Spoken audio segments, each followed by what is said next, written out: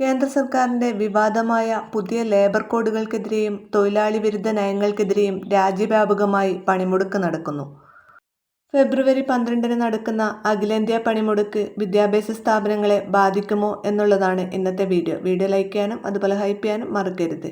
വിദ്യാഭ്യാസപരമായ എല്ലാ അവധികളെക്കുറിച്ചും അറിയാൻ നിങ്ങൾ ഈ ചാനൽ സബ്സ്ക്രൈബ് ചെയ്യുക. വീഡിയോ ഉപകാരപ്രദമായി ഷെയർ ചെയ്യാനും മറക്കരുത്.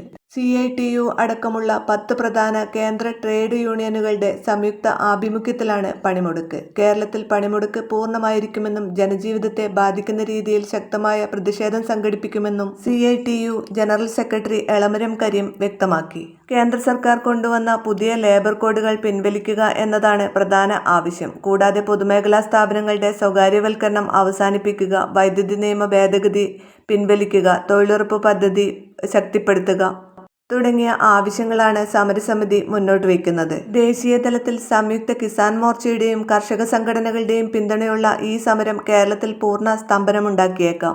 ബാങ്ക്, ഇൻഷുറൻസ് എന്നീ മേഖലകളിലുള്ള ജീവനക്കാർ പണിമുടക്കുന്നതോടെ സാമ്പത്തിക ഇടപാടുകൾ സ്തംഭിക്കും. ബസ്, ടാക്സി, ഓട്ടോ ജീവനക്കാരിലും നല്ലൊരു വിഭാഗം പണിമുടക്കുന്നതോടെ ഗതാഗത മേഖലയും താറുമാറാകും. കേന്ദ്ര, സംസ്ഥാന സർക്കാർ ജീവനക്കാരും അധ്യാപകരും പണിമുടക്കിന്റെ ഭാഗമാകുന്നതോടെ സർക്കാർ ഓഫീസുകളുടെയും വിദ്യാഭ്യാസ സ്ഥാപനങ്ങളുടെയും പ്രവർത്തനം തടസ്സപ്പെടും.